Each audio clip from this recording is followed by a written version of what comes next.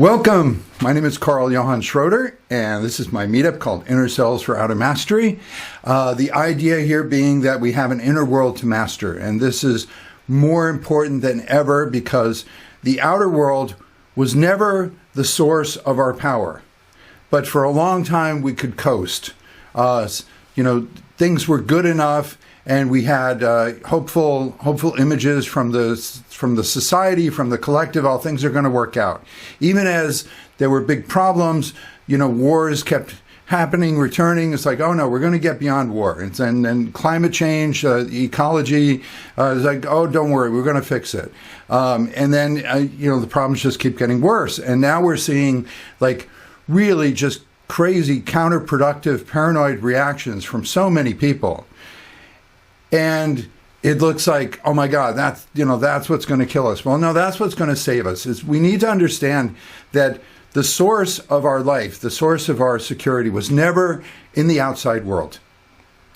There's a totally different way to understand life itself, how everything works.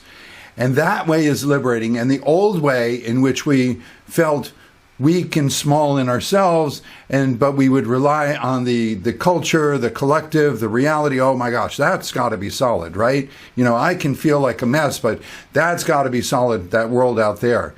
And we sort of take turns looking to each other like, oh yeah, look, that person's doing really well. So therefore, they'll take care of me or whatever. My childhood, a lot of us had trauma in childhood.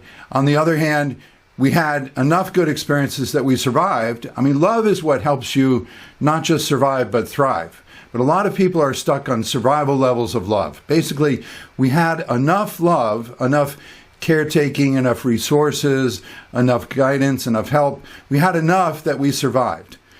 But we're not thriving. That's the problem. That sure, we have our good days and we have our bad days, but thriving would involve not just my personal reality is okay, but the whole world is okay, and that I'm in a safe world with a bright future, that we have diversity and harmony, that we can help each other, that you just wouldn't live in the kind of fear that we're dealing with today. So yes, the world is on the brink in so many ways. And what's tricky is to understand it was never the outside world that was the source of our security. That's to rely on the outside world, to rely on reality. That's what makes us insecure. Excuse me. So like the Buddha talked about the craving, the clinging, the attachment that leads to all suffering. It's any kind. It's not just desire. There's a lot of different kinds of Christians, Buddhists, every religion, every path has people who, distort it and get confused. But true Buddhism is about understanding that the universe is so good, so abundant, so much supporting our growth that we need to embrace change. And anytime we get rigid and we start to see change as dangerous, and we start to cling to whatever we have, whether it's a pile of money, oh, that's what's going to make me secure, and then the person's still insecure. So you see a lot of people who are just obsessed with making more money, or obsessed with making more friends, or obsessed with collecting more power, or whatever. Those are the kinds of attachment that produce suffering. So it's really about getting to a fundamental level of embracing whatever is happening now, and letting change be our friend instead of our enemy, because the catastrophizing mind imagines just things getting worse. But the spiritual mind, which is based on the heart, not just based on some rules and structures of the past, but actually guided by the heart, the spiritual mind can say, look, things are going to get better. Somehow we need to gear into the present, be present. There are ways to see everything that's happening in a really good light. And basically, I'll tell you, like on my spiritual path, I mean, there are a lot of spiritual paths, right? Basically, spirituality is understanding that the source is in you, the source of all life, the source of all meaning, the source of all hope, of all guidance. It is within yourself, rather than investing it in the outer world, which can work for a while until it starts to not work. I mean, we've all had like friendships, relationships, maybe marriages, jobs, vacations, whatever. They start out wonderful, and then at some point it has to come to an end. And a lot of times it can come to a bitter end. But to understand that the good times are always there. The peak moments of your life they're not memories. They don't shut down. You don't lose things. You don't lose the good things, and then all the false beliefs come in and say, "Oh, you're such a bad person." Like, "Oh, what did I do to lose this good thing? I should have stayed there forever." I mean, we've all had our peak moments where, I can remember, some of my peak moments. People often, like your first kiss, your first job, your first, exciting vacation, your first whatever. And then it changes. Somehow you reach a peak experience and a part of you says, "Oh my gosh, this is the way it's meant to be. This is going to be this way forever." And then it changes. The change can be our friend. The change can build upon what was good and make it even better. Instead, though, we have a lot of false belief systems, and that's what we're going to talk about today. The false beliefs versus true beliefs. False beliefs are the ones that at first may just seem, well, it's limiting me, but it's good enough. But eventually it reaches a point where you realize, like, I am just so scared of how I was thinking, how I was expecting things to work, that this doesn't work anymore. So the peak experiences that we think we lost, and then we're looking for, like, who did it to us? And do I blame somebody else? Do I blame myself? I mean, two basic directions of blame, right? So the bullies in life are the ones who are pointing the finger outward and saying, those bad people, they're the ones that messed up my life. The good times ended because of them. I got to get rid of those bad people. So those are the bullies, the dictators, the so on. And then the other side is you point the finger to blame it yourself. It's like, oh no, I did it. And then I'm a victim of things, because you're not bad. Each side is going to defend themselves one way or another. So the point being that peak experiences don't end. Peak experiences, there's some gem of truth. There's some spiritual source in your best experiences in life that you need to understand. You need to harvest and understand that it's always with you. Memories are a kind of trick of the mind, of the brain. You're not just remembering something, and it's not just, the scientists study, like, oh, it's these brain chemicals and this and that, and like if you have brain damage, you won't remember things, and like, oh, it's so terrible. It's like, no, like that's all the physical kind of puppetry or shadow play that helps to engage the actual experience of being there again. A memory is not just something is over and I'm having some kind of distorted little hopeful memory of it. No, you're actually there again. You're actually in that energy again. We need to understand that energy is eternal. Energy is eternal. And first of all, that can be good news or bad news, because if you have good energy, great. Keep maintaining it, keep working with it, and you can have good energy forever, positive energy. You can have love forever. Things don't ever have to change for the worse. But if you have something bad going on, and it's going to be based on a false belief, if you have something bad, it's going to keep growing. And that's what we see in the world today. Basically, to cut the chase here, the point is that we're seeing in the world that collective society, that reality out there, was never all good or all bad. That's what people keep trying to make it be. Let's try to get rid of all the bad things and just keep all the good things.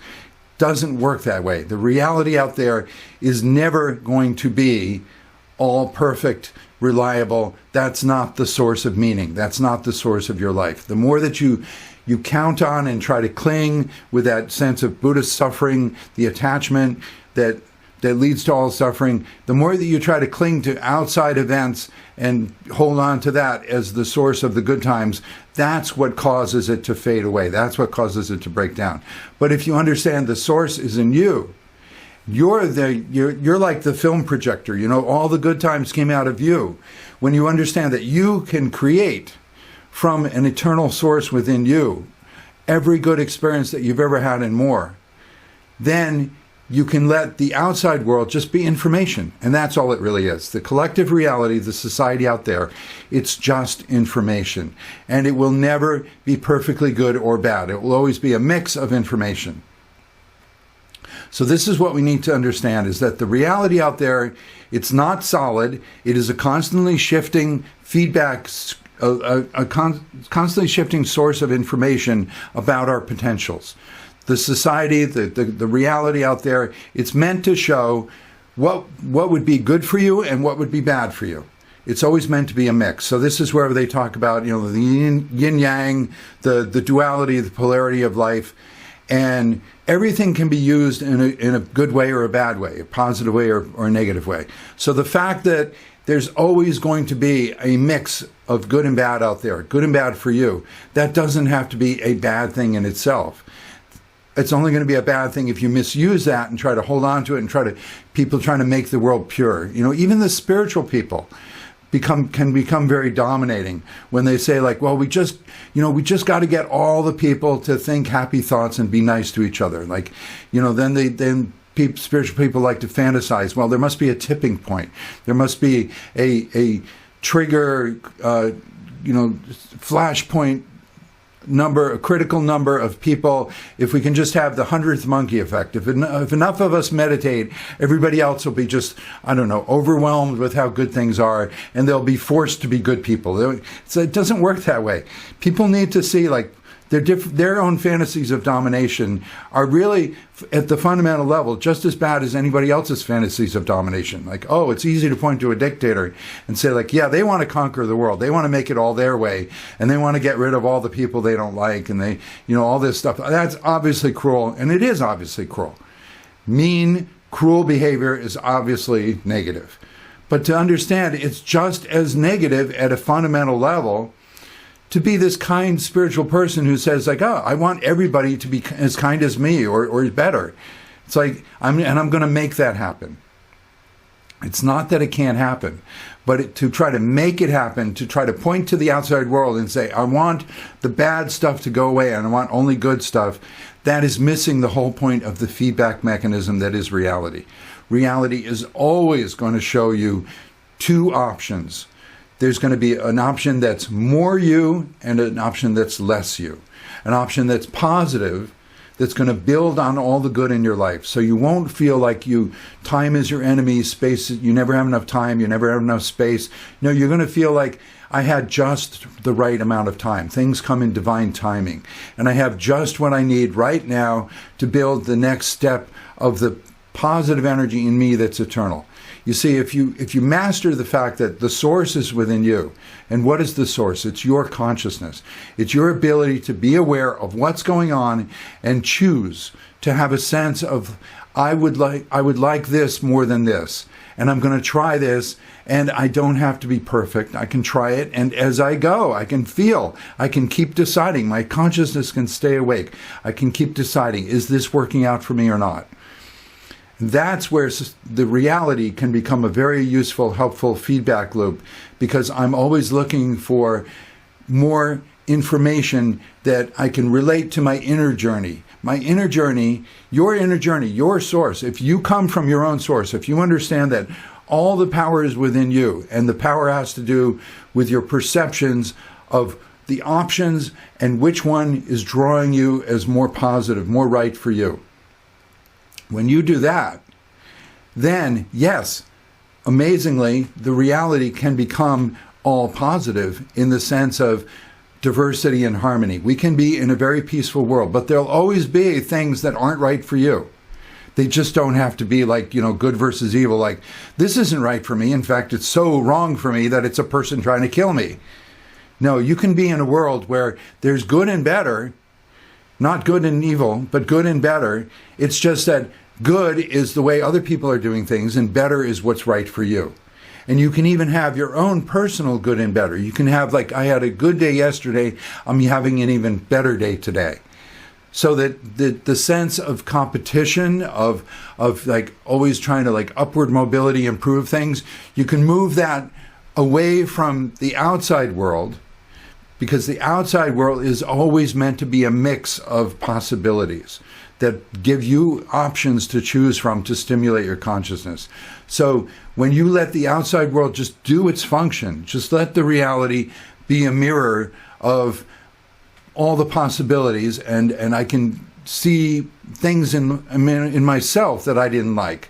You know, this is one of the great steps on the spiritual path, when you start taking personal responsibility for what I didn't like in life, what traumatized me, whatever. The direction of less awakening are the people who, like, I see bad things and I just need to destroy them. I need to get rid of them. I can fantasize that someday the world will be all perfect, all my way. And like I said, it's never going to be that. But the fantasy has a basis, because in your own consciousness, you can have a direction of always choosing what's more right for you. And that sense of, I don't have to compete with others. I don't have to put down somebody else to conclude that I'm better than them. That's a quick fix to low self-esteem that a lot of people do, right? Rather than knowing what would make themselves happy and proud of what they did, they just focus on, like, I need to just criticize others. I need to say how wrong they are for me. But then that's back to the point of, like, reality is not meant to be all right, all correct for you. It's a mix. It's a collective of all the possibilities. So focusing on the self and being able to accept whatever is around me. I don't even have to, like, extrapolate into the future and catastrophize. That's where all the scary fantasies come from, because people are trying to get to, I want an all good world, and yet I keep getting stuff that isn't right for me. So in my catastrophizing mind, I can imagine an all bad world of just, doomsday scenarios, but then I still have the fantasy of the all good world.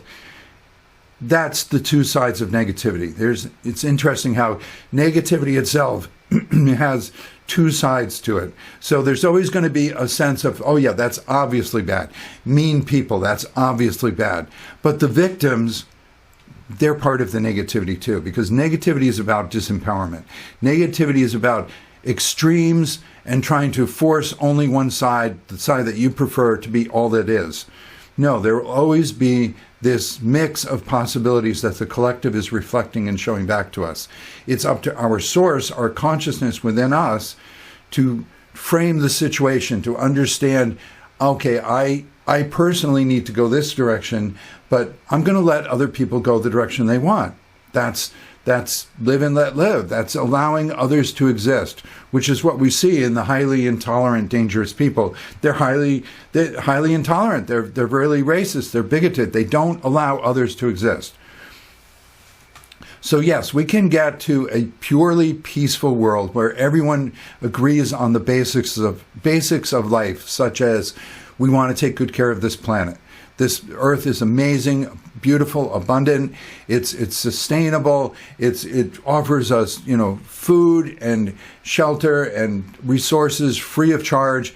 We just have to take care of it. So nothing is totally free, but it doesn't have to be money that we don't have. It can be the responsibility of being a consciousness who keeps up with what do I need to do to maintain a good world. So yes, we have a destiny. This is inevitable. Sooner or later, you will be in a world where it's completely peaceful. It's diversity and harmony. You're just very aware of, like, hey, I'm still being presented by the collective, the society, various options, and I'm going to choose the path that's right for me. So, hey, people over there who are working on reforesting, wonderful. That's not right for me. People over here are working on childcare and education, or people who are working on, architecture and designing communities, or people who are working on leadership and politics. And we can have positive versions of everything. The mix of possibilities can just be good and better. Where are the places I belong? We're not there, right? We're not there. There's clearly, like, reality check. There really is stuff going on out there that is outright dangerous. So the first kind of negativity, the obvious one, the sort of the hot hell. There are hot hells and cold hells in classic Buddhism. The idea being that there's overreactive and underreactive, or the thing that's like too much or too little. You want that sweet spot. You want where the Buddha talked about the middle way. You know, the story of the Buddha was that he was a prince. He had a really privileged life in his palace. There were all kinds of destinies and foretellings that he would be a great leader. But he also might be a great leader who cares about the people. So one day he looked outside of the palace walls and he saw that there were beggars and people suffering in the streets. And he's like, oh my God, I got to do something about that. So he left the comfort of his excesses of the indulgent royal life. That would be the temptation of the hot hells. It's like, overreactive, overabundant, whatever. He went instead the opposite direction of a cold hell. He overdid this monk's ascetic life. He became a wandering monk. He renounced all worldly, possessions. He just wanted to help other people. And where did that get him? It got him to a place of like, the story is that he was starving. He was dying. And this little girl found him and gave him some food and water. And in that moment, he just had a flash of understanding. It's like the middle way, he called it. Don't do either extreme. There'll be an extreme that's obviously wrong for you, but then there's another extreme that you could go to in reaction to that, the opposites. Don't bounce them back and forth between the extremes. The middle way, the true way of growth, of positive spirituality, is where you're always bridge building. You're always finding the right balance. You're always coming from your own source consciousness, figuring out what is your position, how can all things fit together. You need to make a peace with all things. So how can we make a peace with the kind of things we see in the world that are the hot hells, the obviously mean dictators, the cruel behavior, the crazy stuff, completely avoiding our basic responsibilities to take care of the earth, the stuff that's going to get us killed? That's so obviously wrong and bad. But then the cold hell can come. You can start to see it when in the reaction to it. It's like, well, I'm going to totally withdraw from that. I'm going to be a victim, and I'm going to, we can get a group together. We're worthy victims. We're so nice. Everybody should do it our way. Everybody should be nice again. Can't you all see? You're hurting us and you're hurting ourselves, and the world is dying in the meantime. But that's the cold hell of being a victim. Whether you're a bully or a victim, those are two extremes of the negativity and the false belief systems that, like I said, come from, well, one good word for it is materialism. Materialism says that the outer world, the outer reality, is what's really real. That's the source. That's where it all starts. And you've got to focus on making the outer world perfect. That's false. It's always going to lead you down a path of disempowerment. That's the real source, the real characteristic of negativity. Negativity is disempowerment. So whether you're a bully and always trying to get rid of all the bad people and you're really cruel, that's obviously negative and mean. But if you're a victim and like renouncing money, renouncing this, renouncing that, always reacting, that is also disempowered. And the disempowerment is what false negative belief systems do, and that is what we're really here to master. So don't worry that the world is on the brink. The world can bounce back very quickly when people get the source of their power back in themselves, in their own consciousness, your own ability to see your life and make sense of it in a positive way, to build the bridges, to understand the purpose, a good use of everything. So what's a good use of negativity? Well, that's the starting point of love, to know that you could hurt someone and you choose not to. I like what the Dalai Lama says, that if you can't help someone, at least don't hurt them. You need to be able to have some sense of what's not right for you, what's not right for others, whatever, so that you can then sort of bounce off of that and go in the direction that is more right for you. This is the contrast. Consciousness needs a contrast. You need to have some sense of a choice, of an option that's this way is more of me and this way is less of me.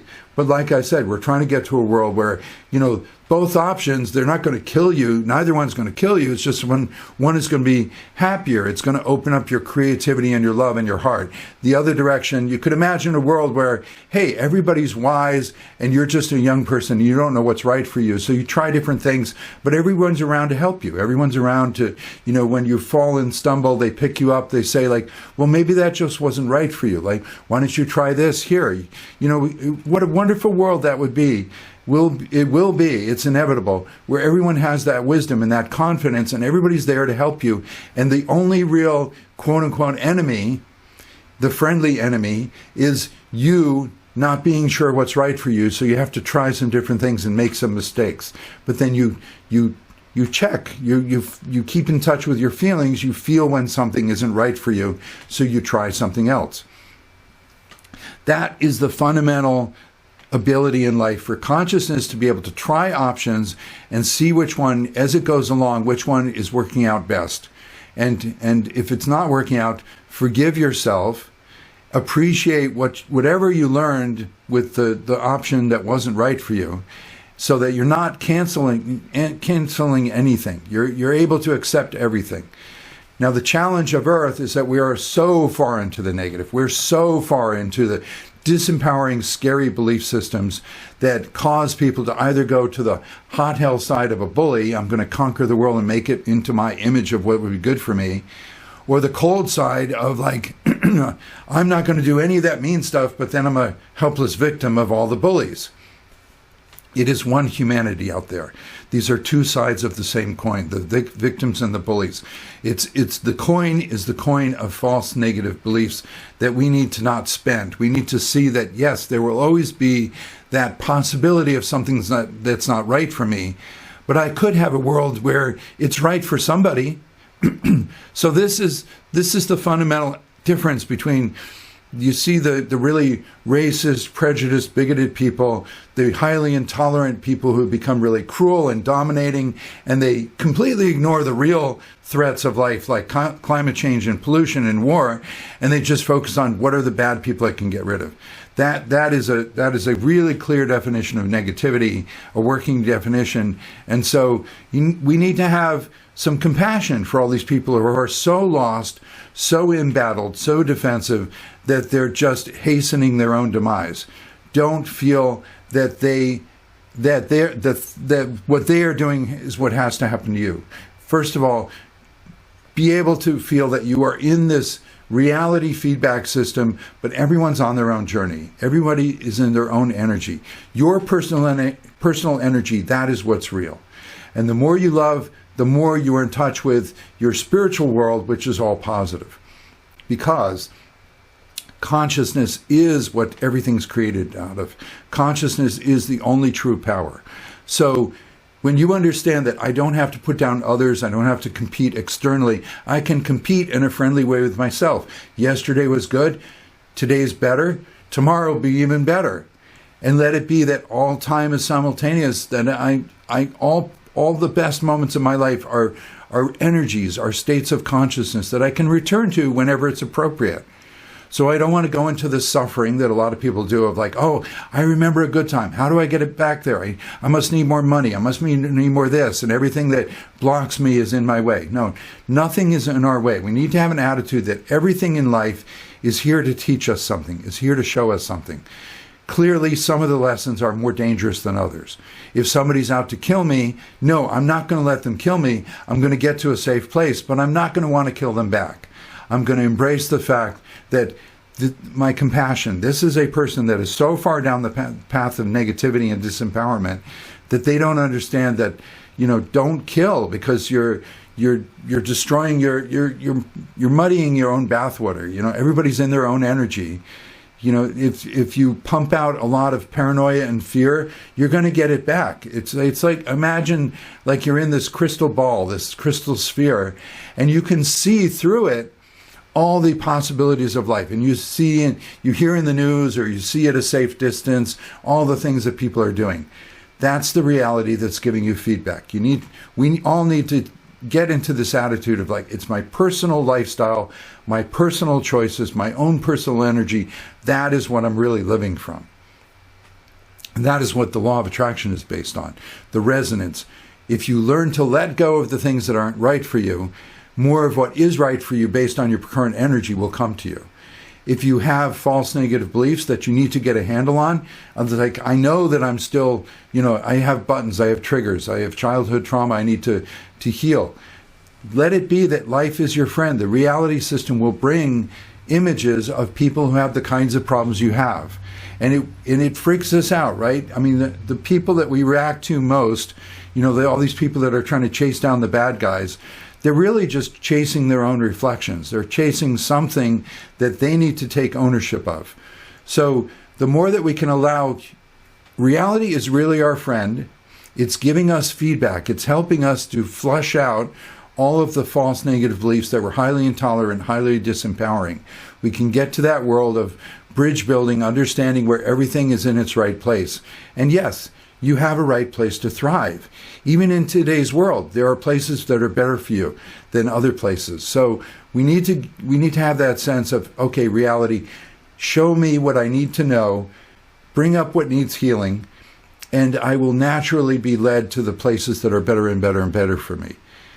And the rigid mind who thinks in terms of like, well, things don't change unless I change them, is going to think like, okay, well, that's all fine and good. I may build up a nice little lifestyle, a little enclave of friends, whatever, but there's still those bad guys out there.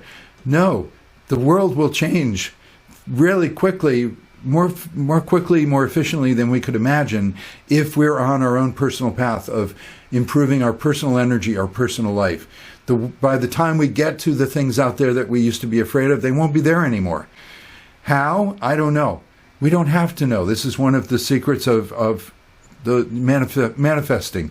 You visualize something that you would like, and then you just let it go because hey, universe, that was just the best thing I could imagine, but I don't know how to get there, and I don't know if there would be something better for me even. I really just wanted to muster up the good energy of expecting something good for me, and then let the universe take its course. So that, like one of the phrases my soul gave to me years ago is, on my way, not in my way. So when I'm visualizing a goal, I don't want to fight anything that doesn't seem immediately in line with that goal. I want to learn from everything that happens. When we are willing to learn from everything that happens, we can very quickly be guided by the universe to safe places where, like my soul likes to say, I can love anybody from the right distance. I can love anybody from the right distance. So I can be guided, you can be guided to always be at a safe distance to learn the lessons, the examples of problematic people out there. Your mind may catastrophize and say, I don't see the difference between them and me. I don't, the distance, whatever, they're going to come get me.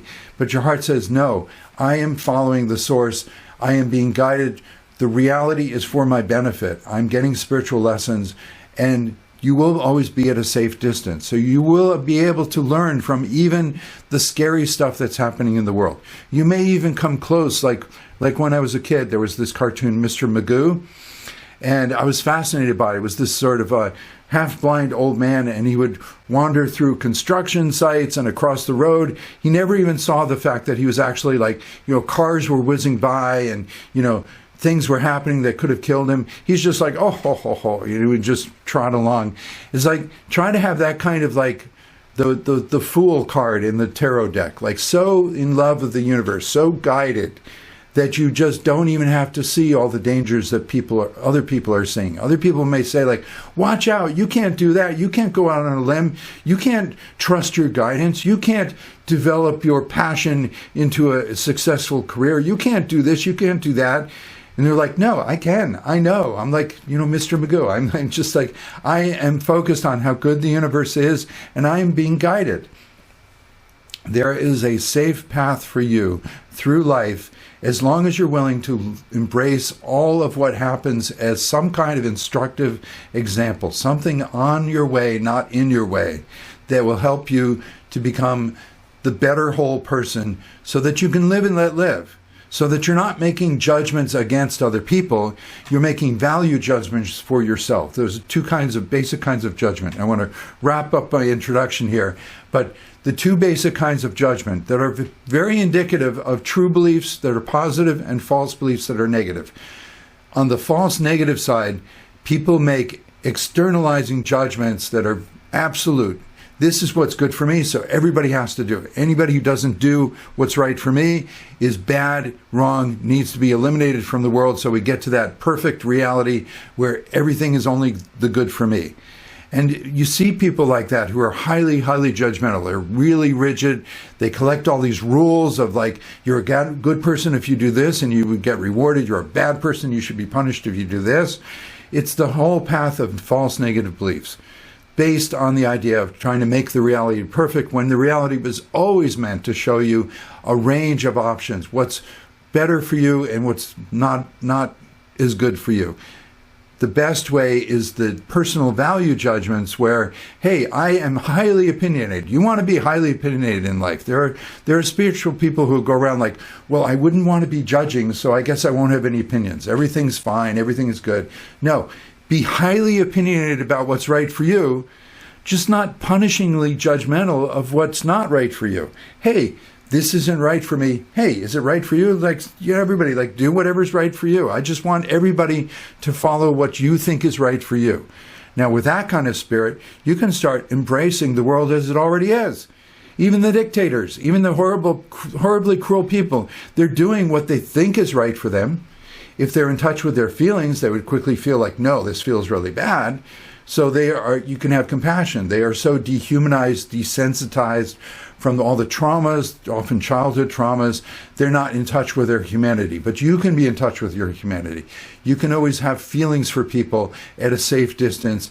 And you, on that path of embracing all that comes to you as feedback and guidance and lessons, you will get back to the first primary role of the universe, which is, first and foremost, the universe loves you and wants to always give you automatically for free everything that would help you to thrive. That's the first way the universe would love you. Everything's free and automatic. Why? Because you're a part of the universe. The universe wants to be healthy and happy, just like you would like every organ of your body to be healthy and happy. The universe totally wants to supply you. But then, as a creator consciousness, as your own consciousness, you are entitled to try things that aren't right for you. You can even go far down a path of negativity with all the false negative belief systems on Earth and do things that are so bad for you that they hurt others, they could kill the whole planet. And still, the source, the universe, is going to support you. It's going to support you in the way of giving you clear examples. Look at that person over there. They're doing some of the kind of things you're doing, but you're in denial of it. It's like, you think you're a nice dominator because you want world peace, whether or not people want it. It's like, no, those people want, world conquest, whether people want it or not. It's domination. Don't force anything on others. Focus on what's right for you. Be highly opinionated of what's right for you. Live and let live. Let others come and go. That way, the universe can do its job with reality as a feedback system, and it can rapidly change into the things that were really bad for you. They just fade into the distance. I don't know, like people die off, dictators die off, or they have a spiritual awakening, or they just, they get put in the padded rubber rooms where they belong, that kind of thing. They get on the right medication, whatever. The world can change very rapidly when you are willing to work with your life as it is right now, as well as be highly opinionated where you would like to go, and work with your human emotions, which will guide you. So we're going to talk about the false beliefs versus the true beliefs, and how the true beliefs are going to help you to embrace your emotions, embrace your experience. You'll always be on the path, and the world will change very quickly as your life always becomes positive. Even among people who are having a bad time, you can have a good time, and you can help others with your own example of, hey, everybody, we could be enjoying everything that's happening, even if it's not ideal, it's instructive. Enjoyably instructive or instructively enjoyable. That's a little dichotomy I like to play with. Okay, enough said, plenty said. Okay, I'm going to describe now the format that we use for the check-ins, for the sharings. I encourage you to pause the recording and do this for yourself, because it's going to help you to center, ground, and balance your energy in this challenging subject material. And then I'll be sharing some highlights from the conversation we had based on the check-ins. I want to be clear. We're going to do a little sharing time, a little feedback time. I'd like to hear, what you think of this topic. How could it be that life could be entirely positive if we had the true beliefs of how to process life experience? I suggest three things. I want to hear your name and where you're calling from. Name and where you're calling from. That's pretty easy, maybe. Secondly, little something about how you're doing. Be authentic. Be authentic. Something about, if you could think in terms of the four main categories of human experience. How are you doing physically, emotionally, your feelings, mentally, what kind of thoughts you're dealing with, spiritually, what are your values, your inspirations. So mentally, physical, emotional, mental, spiritual. You'll see, I'll talk in that structure more, but just something authentic about, centering yourself, where you're coming from. And then what do you think of this topic? How is it we could master belief systems? How is it that could be the single biggest challenge that humanity is facing, to master belief systems, and then everything could work out very quickly? A belief system that's has been hurting me a lot lately, is not realizing the impermanence of everything. Realize that I'm stuck in the past, and because of all these good memories, and not seeing them as everything's impermanent and changes and then you have to move on. I still think about all those good memories as if they're gone and lost. Right. Do you know what I mean?